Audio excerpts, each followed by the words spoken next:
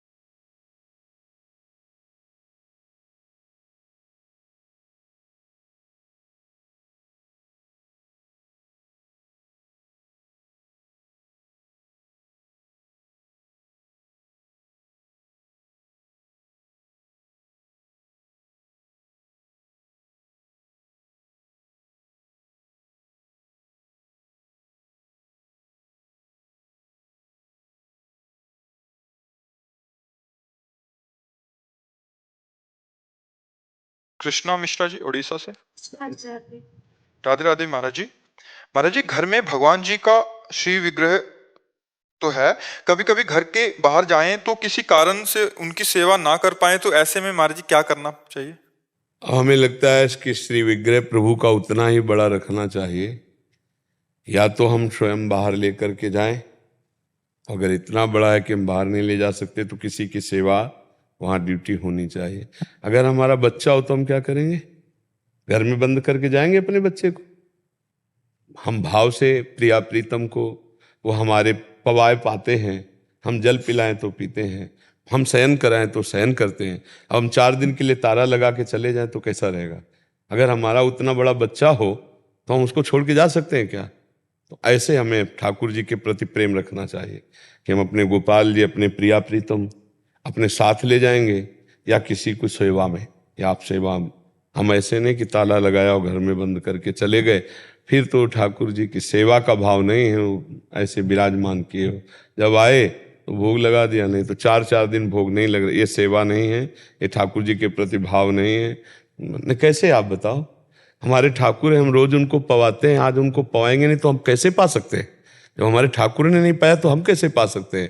हमारा बच्चा हो तो हम घर में ताला लगा के उसको चले जाएंगे क्या? अच्छा, अपने बच्चे को पड़ोसी को थोड़ी सौंप के जाया जाता है, पता नहीं वो कैसे पवावे, कैसे रखे, तो हम अपने ठाकुर को कैसे? तो इसीलिए हम कहते हैं कि अगर इतनी व्यवस्था ना हो तो नाम सेवा रखनी चाहिए। छोटी सी नाम सेवा अपने पास रखे हुए, जहाँ हम गए वहीं भोग लगाया, वहीं चरणामृत पिया, वहीं उनको दुलार कर रहे हैं। या अपने ठाकुर रखो तो सेवा करो, नहीं अपराध लगता है। ऐसे ठाकुर प्रदर्शन के लिए मत रखो कि यार रिश्ते नातेदार 4 लोगों को दिखाने के लिए रखें कि हम भी ठाकुर जी रखें, उनकी सेवा करो और उनको साथ रखो। जहाँ अगर मान लो रिश्ते नाते या दर्शन जहाँ भी जाना है तो साथ उनको भी तो थोड़ा घूमने का मन होता है, उनको भी साथ ले लिया। अपने ठाकुर अपने प्राण प्रिय होने चाहिए। जितने भी बड़े बड़े महाभागवत हुए हैं अपने साथ ठाकुर जी रखे। तो इसीलिए अपने लोग 2 प्रकार की सेवा रखते हैं, एक बड़ी सेवा, एक छोटी सेवा। जैसे हमें जब कहीं जाना है तो हम अपनी नाम सेवा लेते हैं और चले जाते हैं। नाम में ही प्रभु का रूप विराजमान है, खूब ब्रजमंडल परिक्रमा, और तो छोटी नाम सेवा, स्नान करवाया, जो हुआ भोग लगाया। अपने बिना भोग लगाए हम पा नहीं सकते, ठाकुर को बिना पवाए पा नहीं सकते। तो ठाकुर जी घर में हैं, हम यहाँ हैं, तो उपवास, अगर वो उपवास तो हम उपवास, वो नहीं सोए तो हम भी नहीं सोएंगे। थोड़ा प्रीति तो होना चाहिए ठाकुर जी से। अब पता चले कि ठाकुर जी 4 दिन से बंद हैं, हम बढ़िया होटलों का भोजन पा रहे, तो वो ठाकुर जी की भोजन। कुछ लोग ऐसे होते ठाकुर जी के पास, सुबह चिरौरी और गिलास में पानी रख दिया, बस खा पी रहे मौज से अपना हलवा पूड़ी, ठाकुर जी के आगे चिरौरी रख दिया है, 2-4 दिन में फिर पानी बदल दिया। ऐसे नहीं, ऐसे ठाकुर सेवा नहीं करनी। जो हम पाएंगे पहले ठाकुर को पवाएंगे।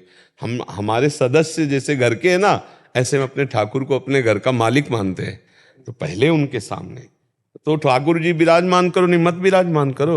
श्री जी के शरणागत जन जैसे और होते हैं तो उनके पास छोड़ सकते हैं? नहीं, अब जैसे आपके घर में 8 सदस्य हैं और आप घर से बाहर जा रहे हैं, तो आप उसके लिए 2 रूप बताए गए। प्रसादी किशमिश कर लिया, जेब में डाल लिया, जहाँ भी जय दिन जाएंगे पाएंगे, लेकिन घर के सदस्य और हैं शरणागत जन, वो श्री जी की सेवा कर रहे हैं, उनमें कोई परेशानी नहीं। अब अगर ये कि अपने घर में श्री जी हैं और हम सब रिश्तेदारी जा रहे हो, हम किसी पड़ोसी को दे रहे, तो हमारा अगर बच्चा हो तो हम पड़ोसी को देंगे क्या? पड़ोसी अपने बच्चे को जो प्यार करेगा वो हमारे बच्चे को प्यार करेगा क्या? वो ऐसा तो नहीं करेगा ना। तो हमारा भाव हमारी श्री जी के लिए, उसका भाव अपने ठाकुर जी के लिए, तो हम अपने ठाकुर जी साथ रखें। हमारी बात यह है, वो चाहे नाम सेवा ही पास रखे अपने साथ। अगर आप आए हो, घर में और सदस्य हैं परिवार के, वो सेवा कर रहे हैं, चलेगा। लेकिन पूरे घर के सदस्य घर से बाहर हैं और अपने ठाकुर जी किसी को दे दें, तो मुझे लगता है कि कम ठीक रहेगा। महाराज जी, जैसे इनका ऐसा कहना भी है, जैसे एक कोटकपूरा में रहते हैं, वहाँ बहुत सारे अपने शरणागत हैं जो आप ही के शरणागत हैं, जो आपकी सेवाओं को समझते हैं, अष्टयाम सेवाओं को। तो क्या उनकी श्री जी के साथ अपनी श्री जी विराजमान करके ऐसा? तो आप क्या करोगे? आप बाहर जाके क्या करोगे? 24 घंटे रथ थोड़ी हो। 24 घंटे में एक बार जब टाइम मिला तो कम से कम श्री जी को नवाया, भोग लगाया, आरती किया, उनका जूठन प्रसाद पा रहे, अपने साथ रखने में क्या परेशानी? एक डलिया में है, अपनी श्री जी हैं, तो हमें तो हम क्यों किसी को दें अपनी सेवा? हम जा रहे हैं, पता नहीं दोबारा दर्शन कर पावे कि ना कर पावे। ऐसा भी तो खतरा का खेल है, ये माया नगरी है। तो हम मरेंगे तो साथ लेके मरेंगे समझ रहे ला, हमारी छाती से लगे हो गए भाई। मानो प्रारब्ध एक्सीडेंट हो गया तो अब ठाकुर जी को ऐसे लेके बैठते हैं, तो ऐसे जाएंगे सीधे ठाकुर जी के पास पहुंच गए, तो लाभ ही लाभ है, हमारा घाटा तो है नहीं, हमारे प्रीतम हमारे साथ हो। महाराज जी, थोड़ा ये रहता है कि जैसे धाम में आते हैं तो थोड़ी असुविधा रहती है। कोई असुविधा नहीं रहती, कोई असुविधा नहीं, ऐसा मत सोचो। 24 घंटे में एक बार स्नान करा दिया, 12-1 बजे जब गए, समझ रहे हो। और इसके बाद जो थोड़ा पेड़ा है, थोड़ा मिश्री है, केला है, सेव है, पवित्र फल को भोग लगा दिया, और जो अपने को भोजन मिला वो दिखा दिया और पा लिया। एक बार स्नान करा दिए, एक 24 घंटे में कभी तो समय मिलेगा ना। हाँ, अपने घर के ठाकुर खेले कूदे। मान लो आप सुबह यहाँ सत्संग में आ गए, 8-9 बजे तक यहाँ कट गया, 9 बजे के बाद गए, स्नान कराया, भोग लगाया, आनंद से हर समय हम उनके। अच्छा, यहाँ आ रहे हैं तो श्री जी का मंगला हो रहा है, श्री जी की सेवा हो रही, तो आगे भावना करो कि श्री जी आके गुरु जी की श्री जी में विराजमान हो गए। फिर जब गए तो हमारे साथ श्री जी गए, अब वहाँ स्नान करवा रहे, वहाँ भोग पवा रहे। एक बार तो अपने हाथ से करना ही चाहिए। तो जब यहाँ हो तो यहाँ तो और आनंद है ना, वृंदावन धाम में कोई एक बार कर लिया उसमें कोई परेशानी नहीं, ठीक है ना। हाँ। शिवानी पंजाबी जी, राधे गुरु जी। महाराष्ट्र से। राधा वल्लभ श्री हरिवंश महाराज जी, आपके चरणों में कोटि कोटि प्रणाम।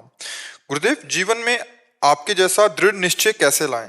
गुरुदेव, जब भी हम जीवन में कुछ करने के लिए कदम उठाते हैं, कुछ दिन तक सब सही चलता है, फिर कदम लड़खड़ा जाते हैं महाराज, क्योंकि इससे कैसे बाहर आए? क्योंकि आपका कुछ और भी है, जो हमारा कोई और नहीं होता, कोई ठौर नहीं होता, तो चलना ही चलना होता है। फिर नहीं, पीछे का रास्ता बंद है, अगल बगल कोई रास्ता नहीं है, तो एक भगवान का ही रास्ता है, तो फिर चलना तो पड़ेगा ही। अब कांटे बिछे हो तो चलना पड़ेगा, और फूल बिछे हो तो चलना पड़ेगा।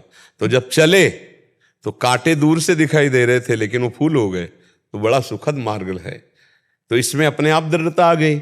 दूर से ये कांटे दिखाई देते हैं इस मार्ग में, लेकिन वो फूल हो जाते। साहसी दृढ़ निश्चयी वीर पुरुष के सामने हर संकट धूल धूसरित हो जाता है, और सबको रौंद कर वो विजय प्राप्त करता है। तो साहस इस बात का कि मुझे भगवान की प्राप्ति करनी है, और दृढ़ निश्चय कि अब हमारा कोई है नहीं इस जगत में, हमारे लिए कोई मार्ग ही नहीं बचा है, तो चलना तो मुझे प्रभु की तरफ ही है। और जब चलना है तो एक बार मरना है यार, प्रभु के लिए मर जाते हैं, और जब मरने गए तो अमर हो गए। जब दुख भोगने के लिए तैयार हो गए तो सुख का एकदम साम्राज्य खुल गया। ये दूर से भयावह है, अंदर से सुखद है, और संसार दूर से सुखद है और अंदर से भयावह है। ये रहस्य है। संसार दूर से लुभावना लगता है, सुखद लगता है, पर परिणाम में बड़ा दुखद है, अंदर बड़ा दुख है। और भगवान का मार्ग दूर से दुखद लगता है, पर है बड़ा सुखद। दूर से दुखद नहीं लगता कि यार ना परिवार है, ना कुछ सुख है, ना कोई मतलब प्रगट में कोई मनोरंजन है, बस दुख ही दुख लग रहे, पर आनंद का मार्ग है, परम सुख का मार्ग है। तो जब हमें सुख मिला तो हमारा जो निश्चय था वो पक्का हो गया, दृढ़ हो गया, और आप उस सुख तक पहुंच नहीं पाते, और 4 कदम चले लड़खड़ा के रुक गए, तो आपका अनुभव कमजोर होता है कि यार सुख नहीं इस मार्ग में। तो इसीलिए आप अगर वो और 4 कदम जो लौटे वही 4 कदम प्लस हो जाते, तो आपको अनुभव हो जाता कि सुख है बात समझिए।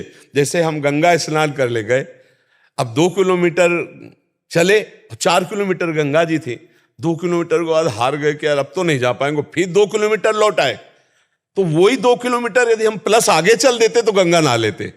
तो हमारी हालत यही हो जाती है कि हम थोड़ा कदम प्रभु की तरफ बढ़ाते हैं, और ऊब कर थक कर जब वापस होते तो उतने, फिर अगर उतना ही हम आगे बढ़ जाते तो हमें अनुभव हो जाता कि आनंद स्वरूप है, भगवान प्रेममय है।